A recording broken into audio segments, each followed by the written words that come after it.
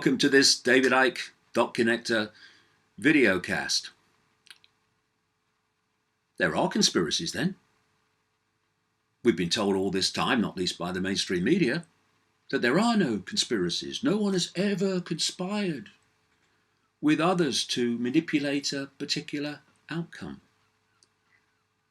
That the dictionary definition of a conspiracy, which is two or more people conspiring to bring about an outcome, usually illegal, is actually fantasy. What is it doing in the dictionary when there are no conspiracies? And if you believe in them, then you are a conspiracy theorist and mustn't be taken seriously. Now, in the wake of what has happened to Jeffrey Epstein, it seems the whole planet believes in conspiracies, and so they should. I've been exposing them for 30 years, and I say them. In fact, what I've been exposing is one conspiracy to enslave humanity, which has multiple faces. And one of those faces is a gigantic global paedophile and satanic ring that operates in every country. I've been naming famous names, while they're still alive, by the way, since the 1990s, and exposing how this ring works and to what end. And so I was hardly surprised when first the story broke of the allegations that Epstein was running a child trafficking operation, ring, involving underage girls, minors. And I was certainly not surprised by what happened at the correctional facility in Manhattan, where Epstein was being held pending trial on those charges. The point, however, is that while we need to focus upon individuals, we mustn't miss the forest by focusing on the twigs. These individuals are part of a massive global ring, which I'm going to be talking about today, along with the Epstein story. And it's not going to be short because there's a lot of dots to connect. But stick with me if you can, because it's going to be quite a ride as we see that it's not about dots, it's about connecting them to see the pattern and to see the web. And that web not only relates to pedophilia and Satanism, it relates to the forces that are controlling your life today.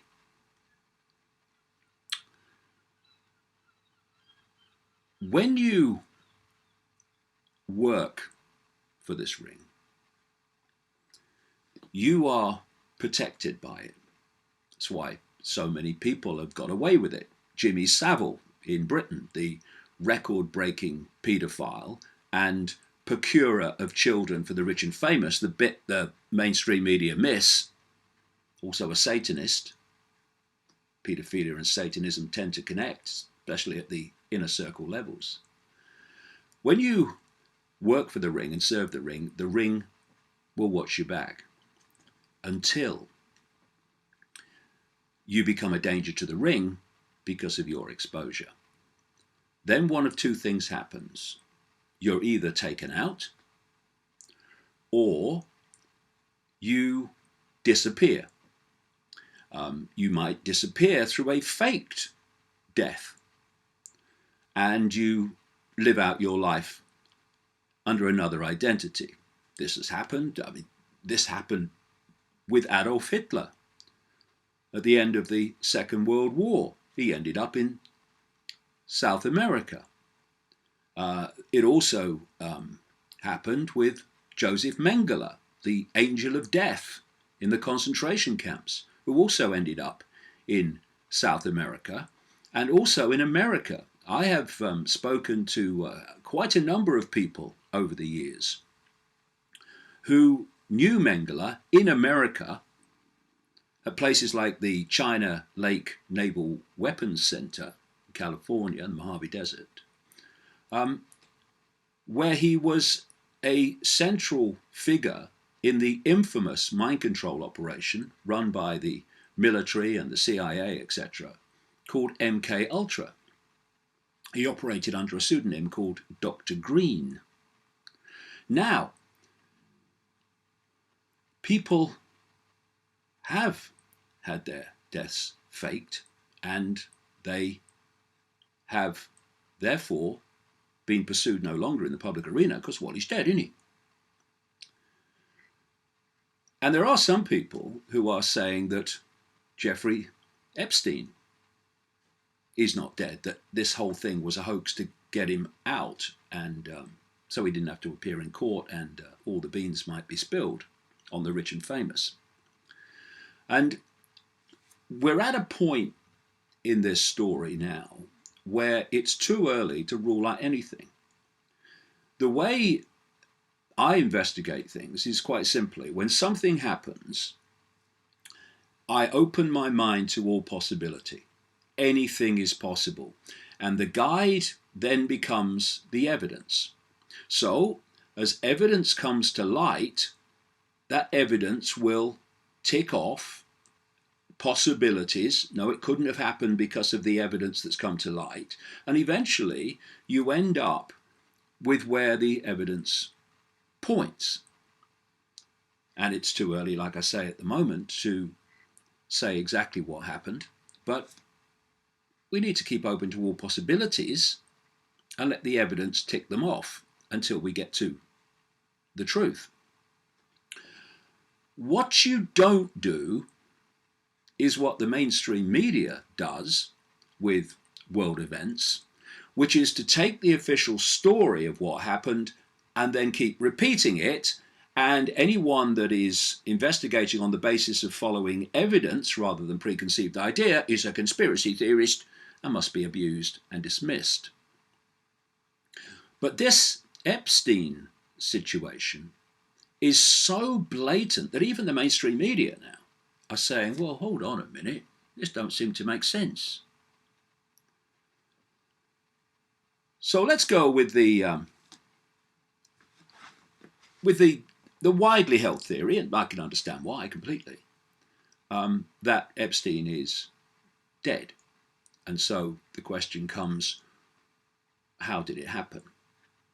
Well, we can start with a man called Colonel Leroy Fletcher Prouty and his guide to assassinations and what to watch for if you're trying to find out what was behind it and who was behind it. He was a man of long experience working with the US security apparatus.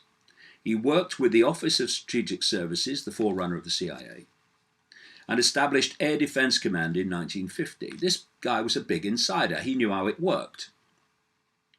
Prouty went on to work for the CIA, then led by its notorious serial liar, Allen Dulles.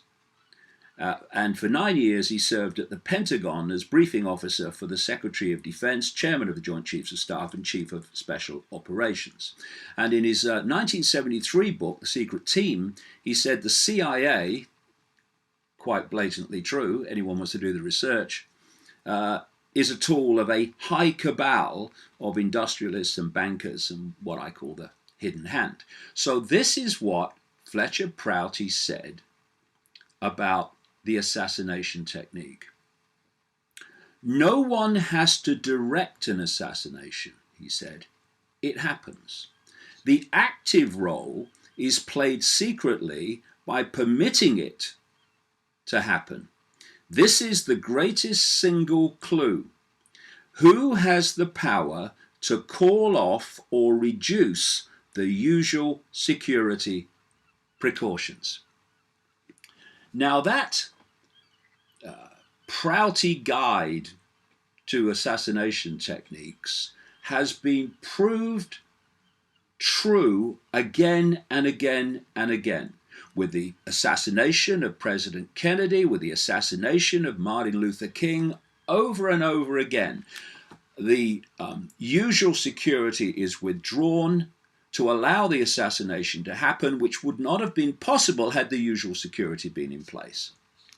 And if you relate this to what happened to Jeffrey Epstein, well, it's blatantly obvious that the normal security precautions were withdrawn at precisely the relevant time. Just a coincidence, nothing to worry about. So, on July 23rd, Epstein was found in his cell with marks on his neck. The authorities said the wounds were self-inflicted and a suicide attempt. He apparently said that he'd been beaten up and someone was trying to kill him. He was put on suicide watch, which of course is designed to stop another suicide attempt. And this meant constant surveillance and the removal of anything in the cell that Epstein could use to kill himself. Then, inexplicably, still unexplained, how could they? He was taken off suicide watch and placed in special housing with a cellmate. Cellmate, of course, being another defense against suicide. Then, the day before Epstein was found dead, the cellmate was withdrawn and he was alone in his cell. Now, he was still meant to be checked every 30 minutes, but at the time he was found dead, he hadn't been checked for hours. What was that Fletcher Prouty said?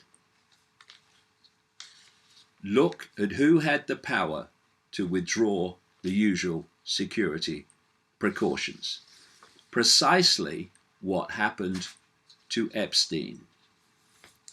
Now, one of the things that's been said this week is that he wasn't checked as a result of prison understaffing. What's the word that comes to mind? Oh yeah, bullshit.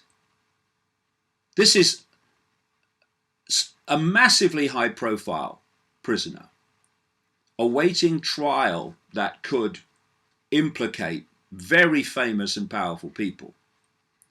And he wasn't checked due to understaffing. There were no cameras in the cell, but there were cameras at this facility in the corridors. So where's the footage? He's apparently claimed to have hanged himself with a bedsheet tied to a bunk bed, according to reports that I've read. But former inmates of this Manhattan facility have said that's impossible, that the sheets are not strong enough for that.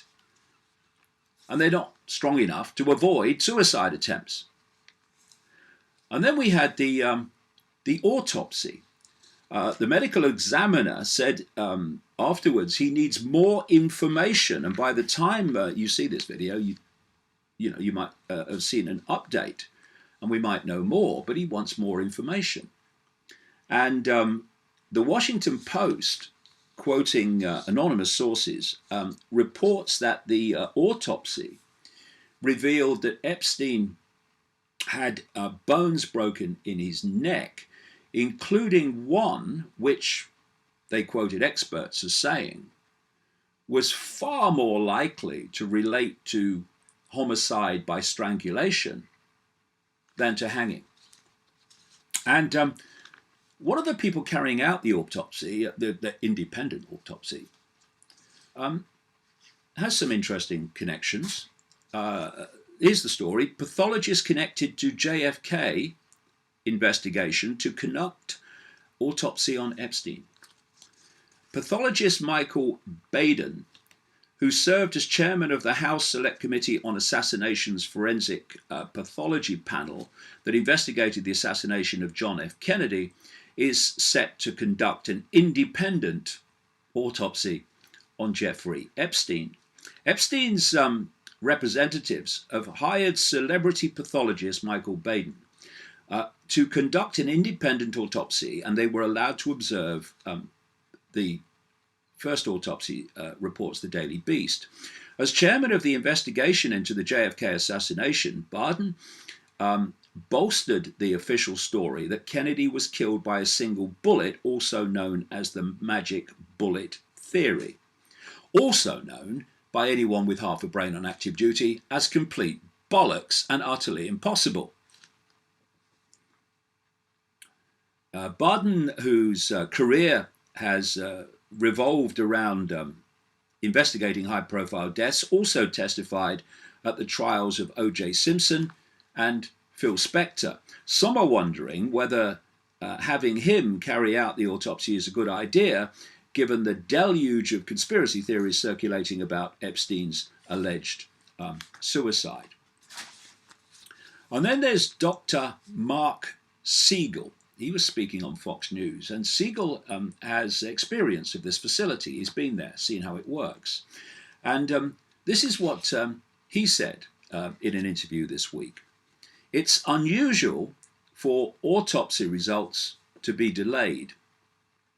The prison where Epstein was held had only one suicide in the last 40 years. Why wasn't he being observed by camera? He asked.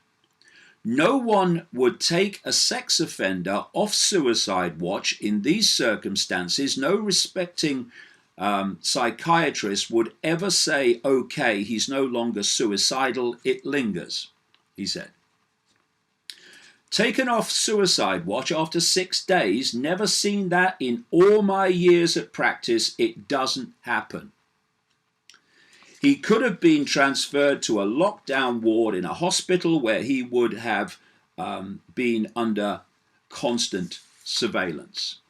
And he said, this is almost unbelievable that this occurred. Medically, it is inexcusable. And as one person said, everything that could have gone wrong did so. All a coincidence? You must be joking. So what we're looking at with Epstein, as with Jimmy Savile, are gateways to a global cesspit of paedophilia and also Satanism. It involves some of the most powerful, rich, and famous people in the world, many of which I've named in my books. And Savile and Epstein, because of their exposure, were very, very dangerous to this ring because they were a conduit for the truth coming out. So with Savile, there wasn't a problem because he was never exposed until he was dead. Well, not publicly exposed. I'll come to that. But Epstein was being publicly exposed, and thus he was a massive danger. So he had to be removed. He had to be removed by killing him, or he had to be removed by hoaxing his death and spiriting him away. And at the time that he was found in his cell, the court documents had been released, big cache of them, which named, some by name and some by title, those who were abused by the Epstein ring claimed were involved. Jeffrey Epstein accuser names powerful men in alleged sex ring. In newly unsealed documents, Virginia Giuffre, also called Roberts before at the time that she was involved in this ring, claims that Jeffrey Epstein and Ghislaine Maxwell, who is alleged to have been the procurer of young girls for Epstein, I'm coming to Maxwell and the connections of the Maxwell family as we go along, claims that Jeffrey Epstein and Ghislaine Maxwell trafficked her to politicians, princes, and a high-flying financier, among others.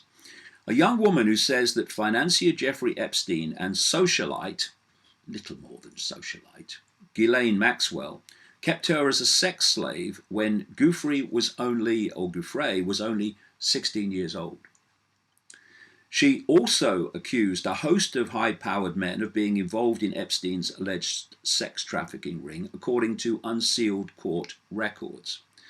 Virginia Giuffre, who says that Epstein and Maxwell trafficked her to powerful people for erotic massages and sex, claimed in depositions in 2016 that Maxwell directed her to have sex with former New Mexico Governor Bill Richardson, Britain's Prince Andrew, whom she has accused before, come to him, wealthy financier Glenn Dubin, former Senator George Mitchell, now deceased, MIT scientist Marvin Minsky, and modeling agent Jean-Luc Brunel, as well as another prince, a foreign president, a well-known prime minister, and the owner of a large hotel chain in France.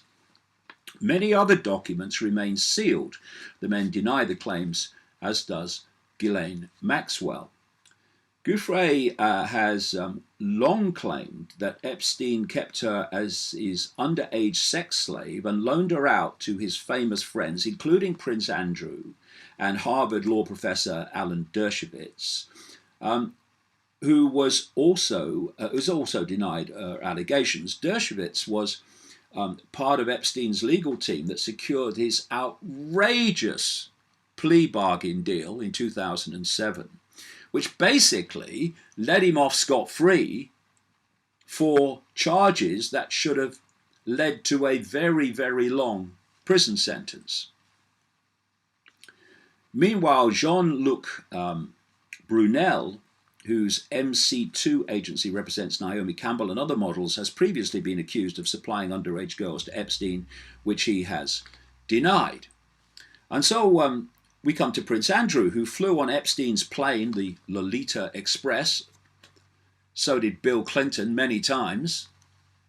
And vacationed with him, this is Andrew, in Thailand, met the financier through Maxwell.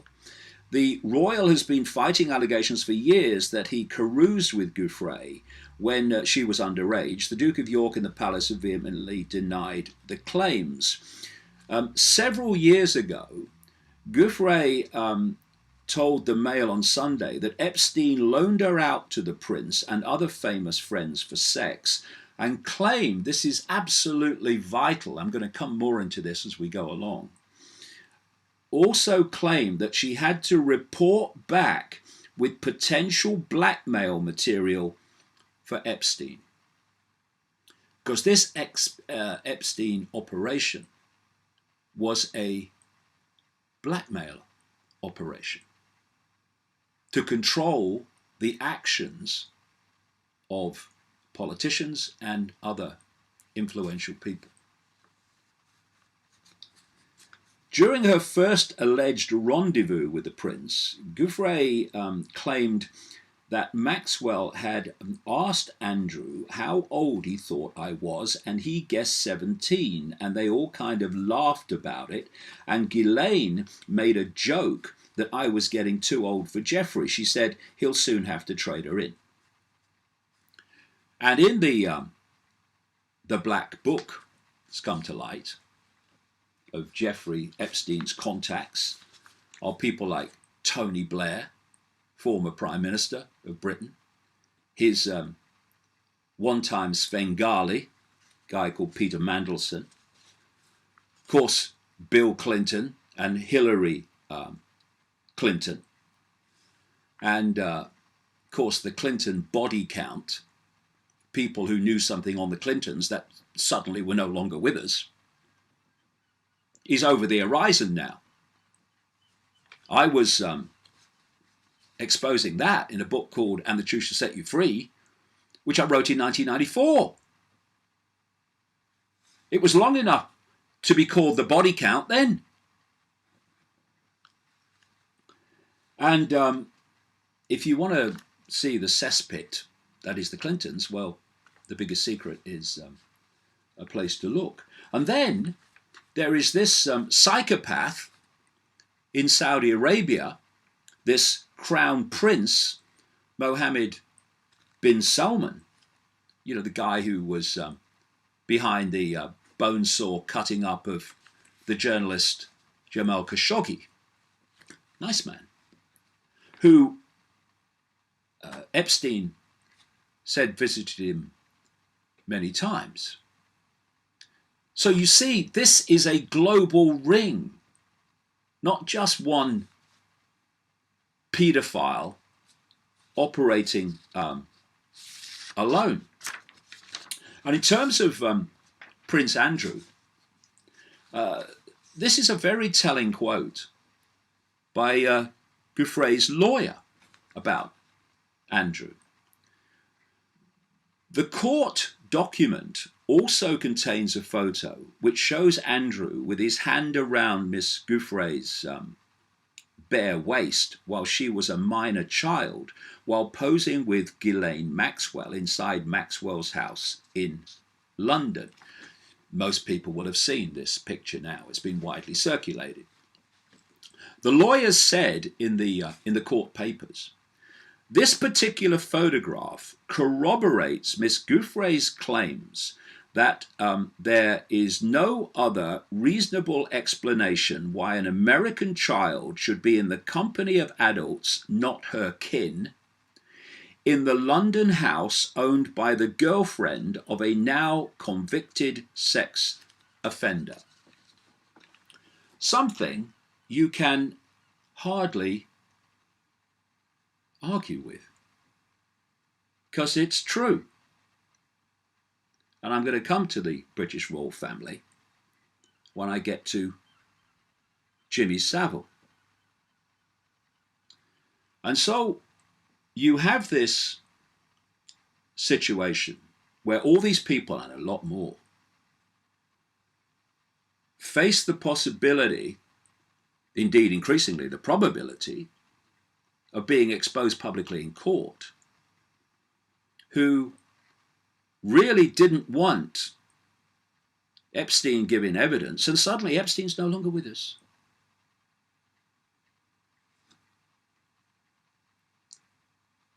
But there's a bigger picture here. What this ring does from its controlling core is to use paedophilia to compromise people it wants to control, be they presidents or prime ministers or anyone of political and other influence who can make decisions that this cabal wants them to make to advance its agenda. And this blackmail operation involving honey traps, as they're called, and paedophilia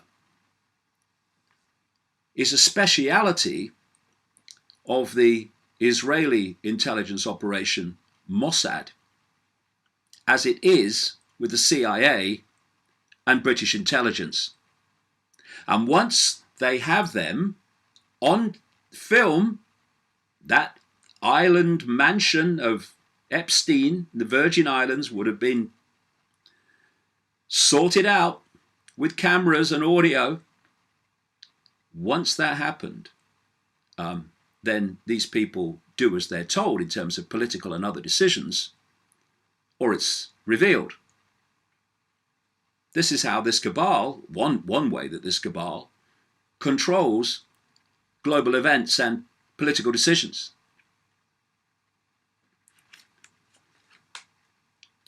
And so, let's look at the Mossad connections. And it's worth pointing out again that this is a web.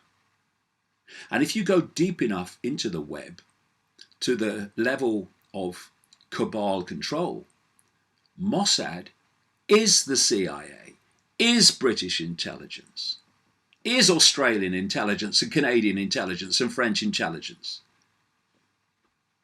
And therefore, it's not just a Mossad operation, though they would have been centrally involved because of Epstein's background, but it's a web operation. So there are, of course, massive questions about where Epstein's money came from. He's supposed to be running a hedge fund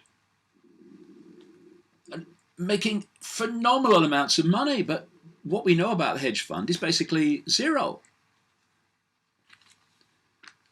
We do know that he was connected in this fund to a guy called Leslie Wexner, who I'll come to.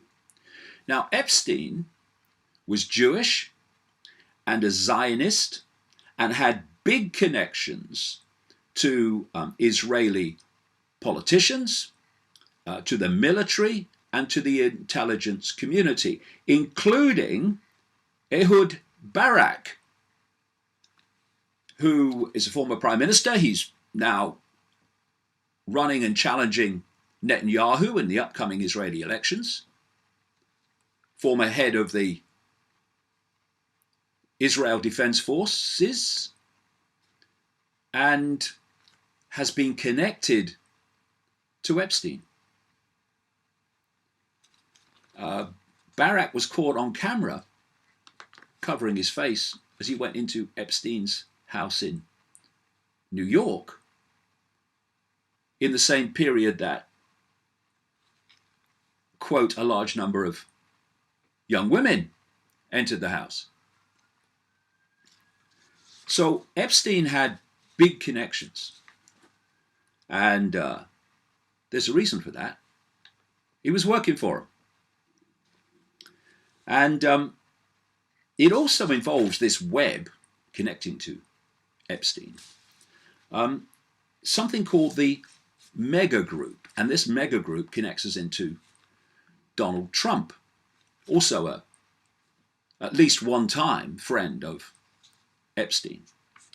And with this video, I've added underneath a link to an article at Mint Press News written by Whitney Webb, very good writer and investigator.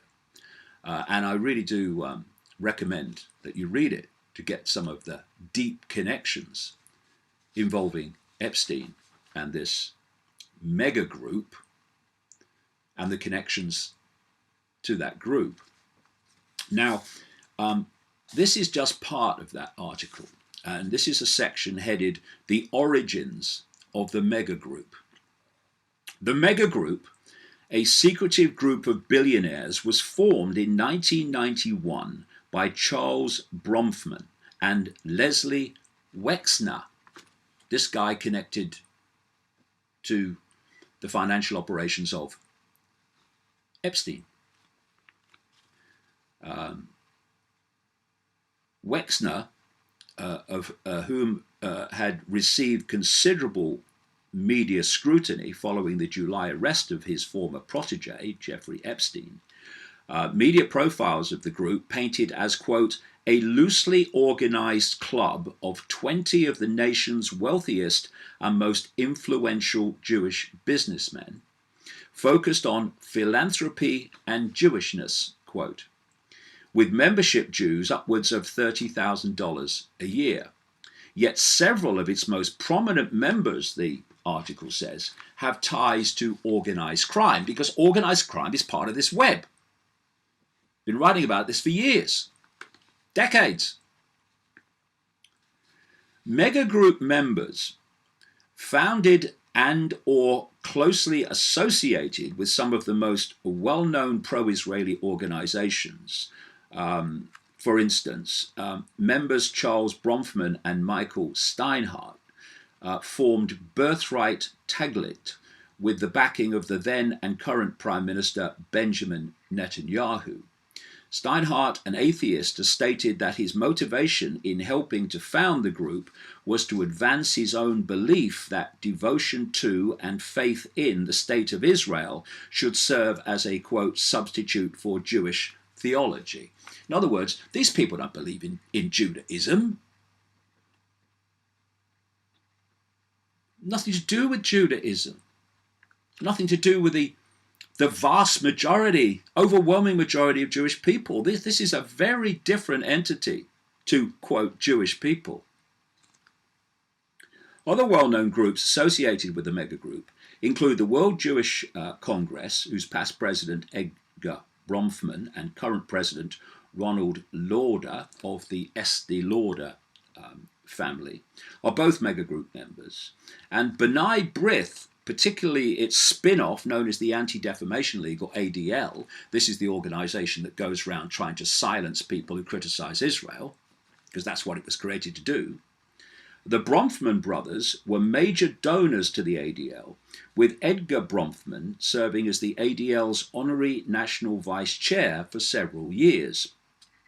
In addition, megagroup members have also been key players in the pro-Israel lobby in the United States. For instance, Max Fisher of the megagroup founded the National Jewish Coalition, now known as the Republican Jewish Coalition, the main pro-Israel neoconservative political lobbying group known for its support of hawkish policies like bombing Arab countries in the Middle East, and whose current chief patrons, Sheldon Adelson and Bernard Marcus, are among Donald Trump's top donors. In terms of Adelson, the top donor.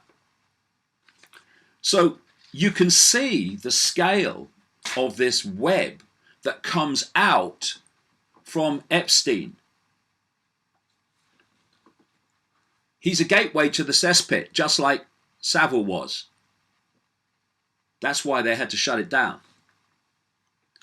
Now, I've been writing in my books for years about the use of paedophilia to blackmail politicians and others to do the bidding of this cabal. And a New York Times columnist said that Epstein told him that he had dirt on some of the Silicon Valley elite. This is how it works. Are you going to censor these people who are exposing us? Oh, well, what freedom is... Can I just show you something? Oh, yeah, well, let's censor them. I agree with that. That's how it works. And Virginia Roberts, now Virginia Giuffre, said that she was told to report back to Epstein with potential blackmail material, as I've said earlier, including on Prince Andrew.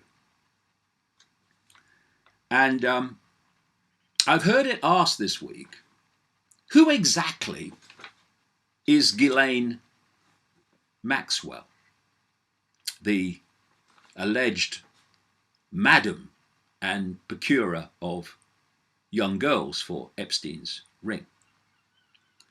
Well, I can tell you who her father was. He was a Mossad agent called Bob Maxwell.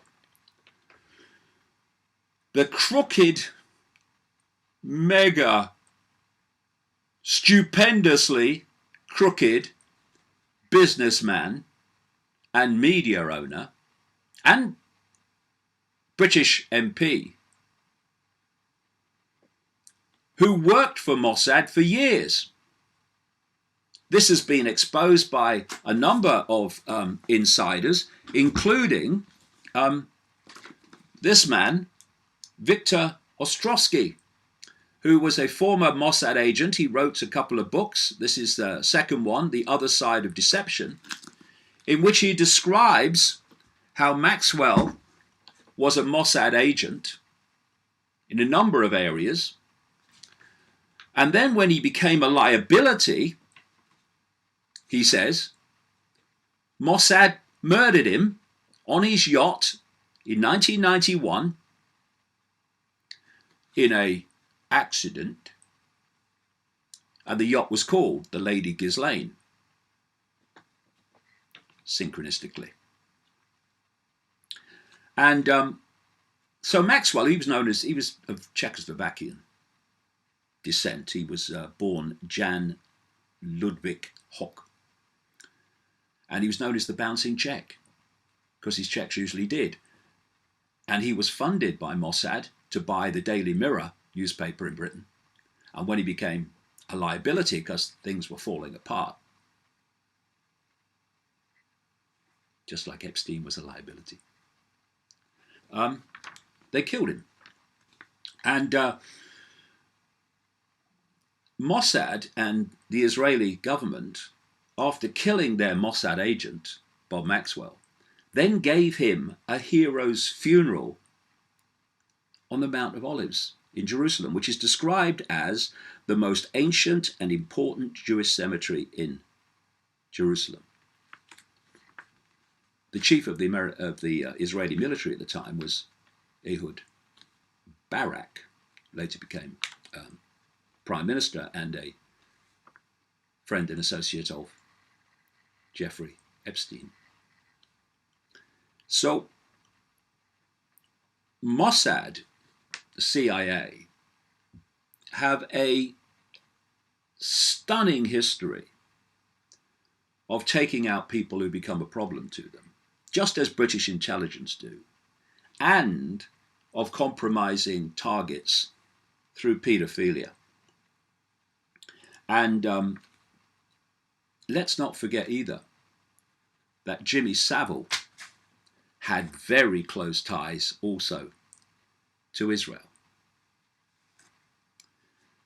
I'm going to come to Savile and the connections to the royal family of Prince Andrew, in a second.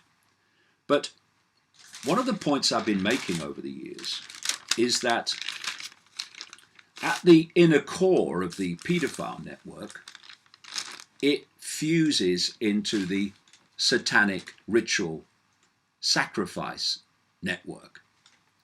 And this is an interesting story in a newspaper this week.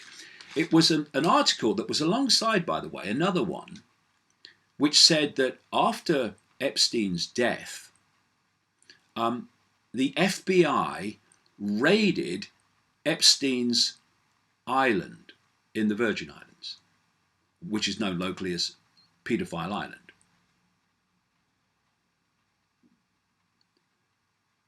Why are they raiding the island after he died and not raiding it as part of the investigation into Epstein from day one? Look at all this time that has passed that allows evidence to be destroyed. As I said in last week's videocast, the FBI is one of the most corrupt organizations on planet Earth. But it's just a coincidence. Anyway, this other story said this. There is one part of Little St. James, this is Epstein's Island, that remains a complete mystery. It is a curious building on the southwest headland mainland of the island that some suspect may represent the heart of Epstein's sordid sex trafficking activities. Measuring 30 foot square and about 30 foot high, the box-like building, cube, had a golden dome until it was thought to have been blown off in a storm. The walls are painted in thick blue and white stripes, and there is a locking bar placed across one of the doors. Surrounding the building is a terrace featuring some sort of labyrinthine pattern. So the article asks, what exactly is this curious building for? It says, because the structure looks like a temple, you don't have to be the biggest conspiracy theorist on the planet to suppose it is a place where Epstein carried out his sexual abuse in an almost ritualistic fashion. These people, this web, is obsessed with ritual.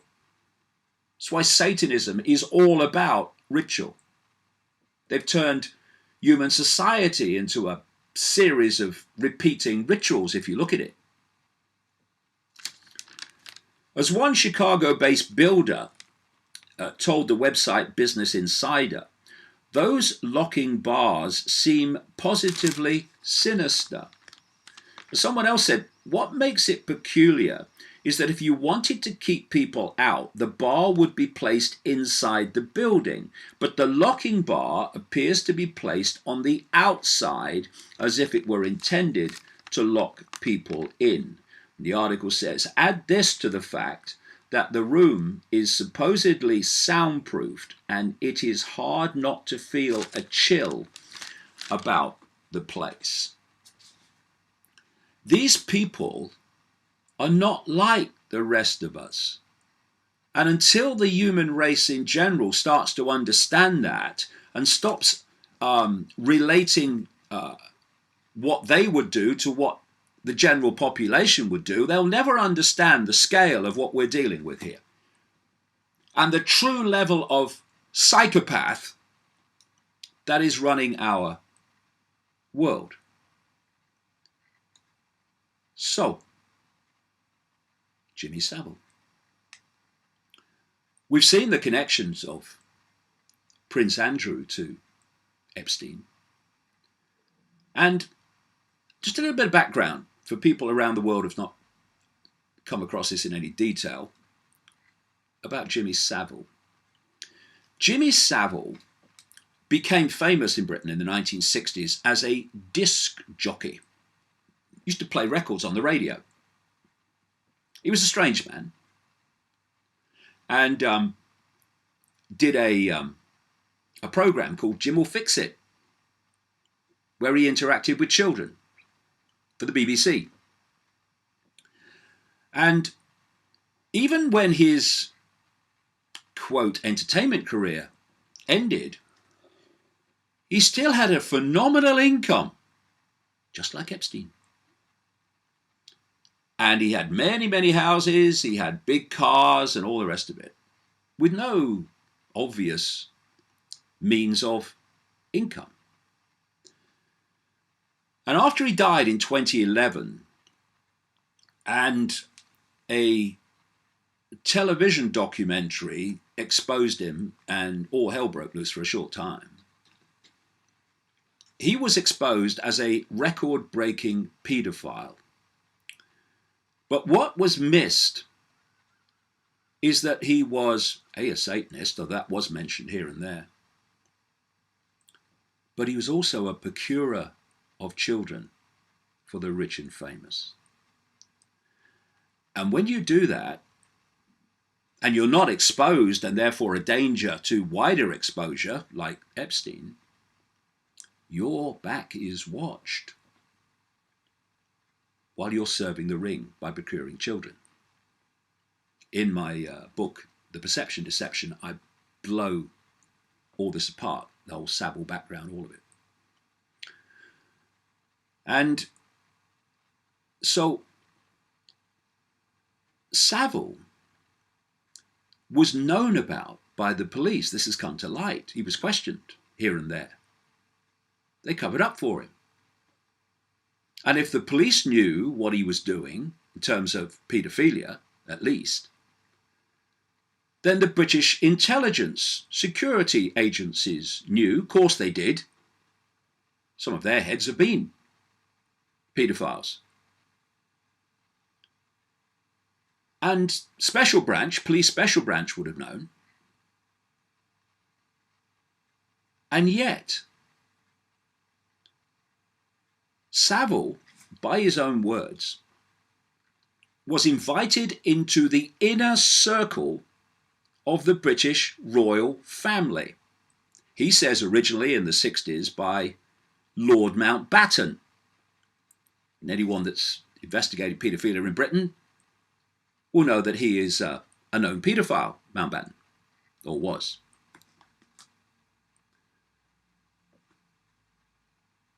And Savile, a dishevelled disc jockey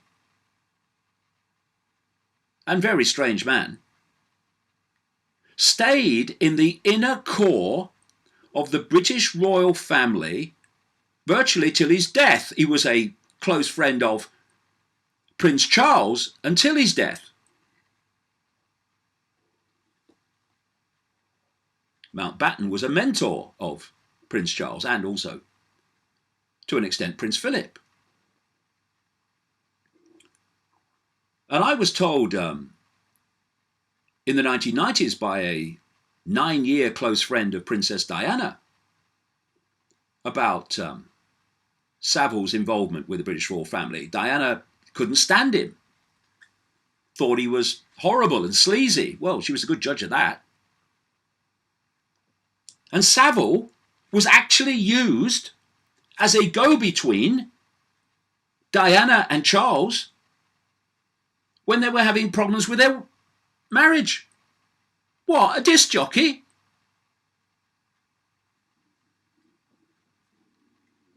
You cannot go anywhere near the British royal family unless the intelligence and security agencies and special branch, etc., know all about you. And here we have a record-breaking paedophile and procurer of children for the rich and famous, disc jockey, in the inner bosom of the British royal family for decades. And they didn't know? Charles didn't know? Oh, God, there's a group of pigs just flown past the window.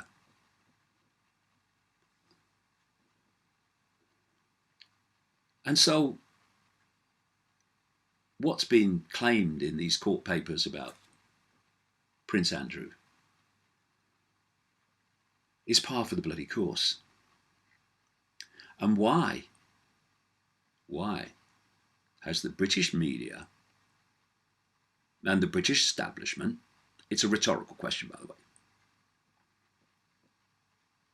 allowed the royal family to get away with the Savile connections unscathed?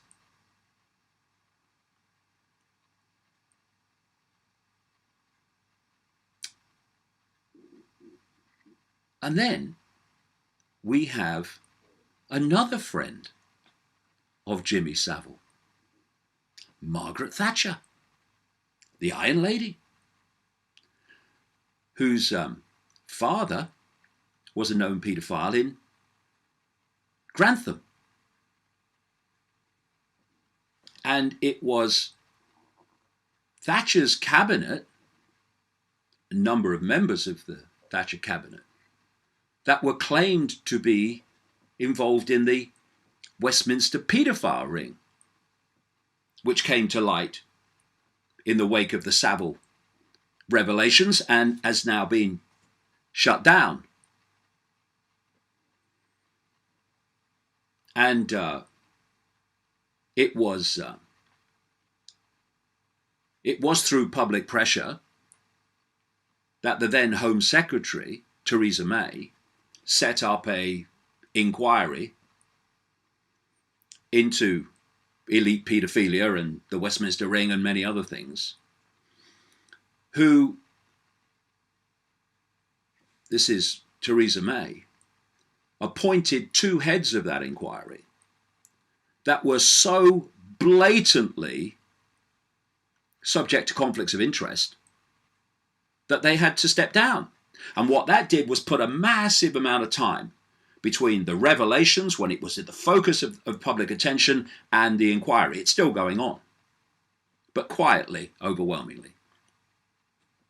And then we've had recently a guy called Carl Beach, which was someone who was given the code name Nick, who's just been sentenced to, I think it's 18 years in prison, for perverting the course of justice by naming people who he said abused him, some of which have never been named to me, and two of which have been named to me many, many times. That's why I went public with them in my books while they were still alive. The former Prime Minister Edward Heath and the former Thatcher Minister Leon Brittan.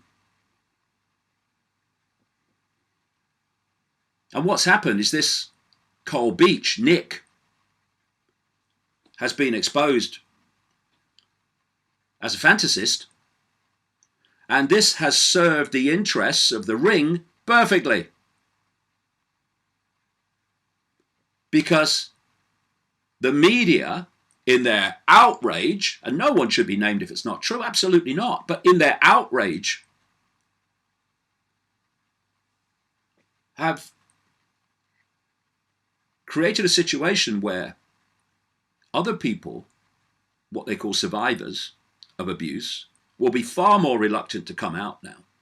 And even more so, the police, who've been demolished by the media over the Cole Beach story because they believed him for a while, will be very, very reluctant to go down this road again with people who are genuine. And the point is, while Beach was naming people that have never been named to me, but naming two that absolutely have over and over again, Heath and Brittan, while he was naming them, so many other people, genuine people, who've talked to me over the years and talked to other people too, including a Wiltshire police inquiry into Heath allegations of paedophilia, which happened something like 17 years after I named him in The Biggest Secret, while he was still alive, still an MP. The passage was read to him by what passes for a journalist. And all he said was, David Icke must be mad. Nothing else happened. And then you have Thatcher's money man and Svengali, this guy, Lord Alistair McAlpine, who came to prominence in the wake of the Jimmy Savile allegations, revelations, not allegations, and was not named as a paedophile, but one or two people indicated it. I named him as a paedophile in The Biggest Secret that was published in 1998. And we're talking about these revelations and hints about McAlpine post Savile's death in 2011. And the BBC didn't name him, and yet gave him a massive payout for libel. ITV didn't name him, but gave him a massive payout for libel. He took the wife of the Speaker of the House of Commons to court and got a libel payout. Others settled out of court who said things on social media, including a Guardian excuse for a journalist called George Monbiot. And I'd named him as a paedophile in a book all those years before in 1998 and repeated that on the internet at the time that the revelations came to light. What did McAlpine do to me? Nothing. And if anyone wants proof of the paedophiles involved in the Thatcher government and the Westminster paedophile ring, which exists and still exists today, then they should look no further than an MP for Chester called Peter Morrison. Peter Morrison was a very close Thatcher aide from the time, indeed before the time she became leader of the Conservative Party, all the way through when she was Prime Minister. And she knew, and the inner circle, at least an outer circle of the Conservative Party, knew Peter Morrison was a paedophile. Here's a book, The Diaries of Edwina Currie, who was a minister in the Thatcher government at one point. Edwina Currie, Diaries 1987 to 1992. And we turn to an entry in her diary in 1990, House of Commons, Tuesday, 24 July, 11:15 p.m. Quote, "One appointment in the recent reshuffle by Thatcher has attracted a lot of gossip and could be very dangerous," she wrote. "Peter Morrison has become the Prime Minister's PPS, Principal Private Secretary, I don't know what they call that, or Parliamentary Private Secretary, I don't know, one of the two. It was a close aid job, put it that way. Now he's what they call a noted paedophile, with a liking for young boys. He admitted as much to Norman Tebbit when he became deputy chairman of the party. Norman Tebbit was chairman at the time.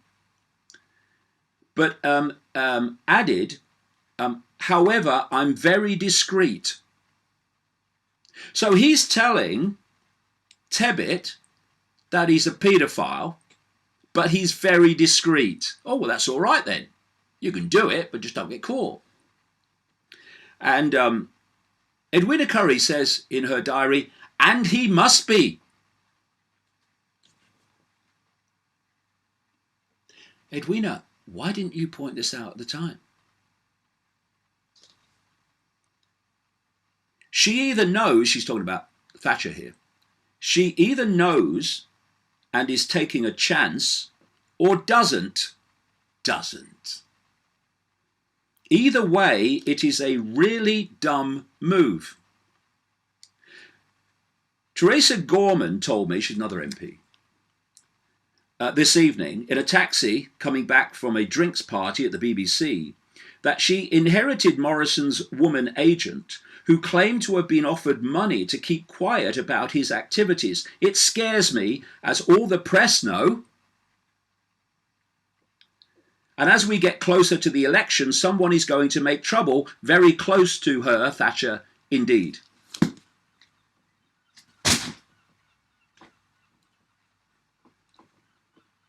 These people know the paedophiles. They know there's a Westminster paedophile ring. Just like they know there's a Capitol Hill ring. Part of the wider ring in America. They're lying to you.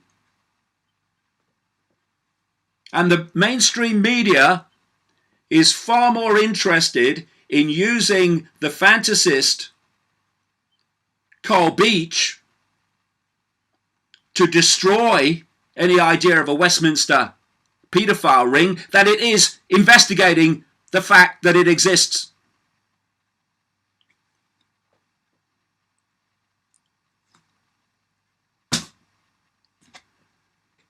This world is nothing like we think it is.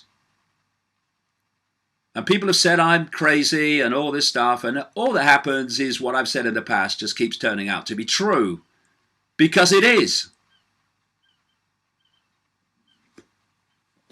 We have a cabal that is psychopathic and satanic, that is dictating world events and is dictating your life in increasingly fine detail.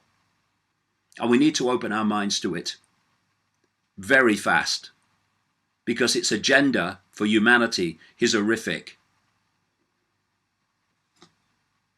Do you think people that sacrifice children on altars and abuse little kids, destroy their lives, kill them even,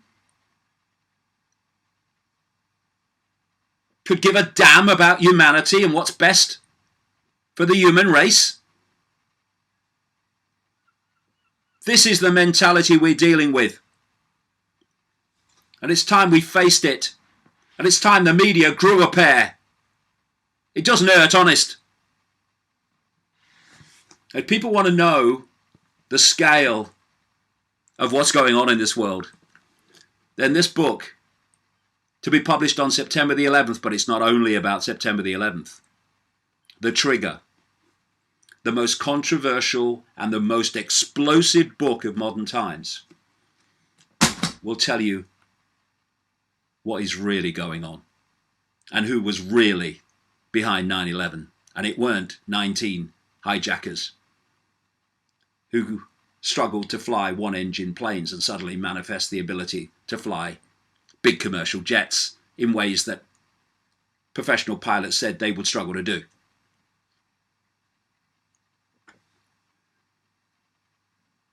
The veil is lifting despite all the censorship. You know why? Because human credulity is opening to the true scale of what is happening in this world. And it ain't what they're telling us.